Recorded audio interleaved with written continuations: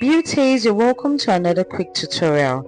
I'm showing you how this hairstyle was created. My client had a photo section, so we just needed something that would serve for the shoot, and afterwards she'll be taking it off.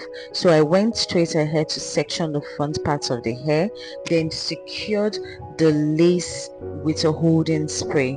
After that, I went ahead to section the back of the hair and began creating the curls. Now you know this process do take time, but I also ensured that while using my coiler, I made use of the holding spray so the curls will be long lasting.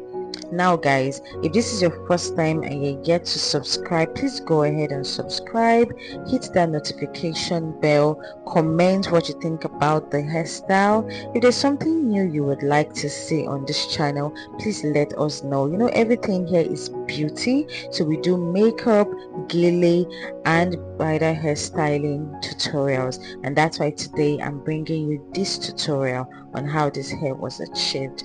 So right after coiling, you know, I just went ahead to continue coiling, and this is what the back view looked like, and this was what the entire hair looked like at the end of the styling. Thank you so much for watching, and I'll see you in my next video. Bye.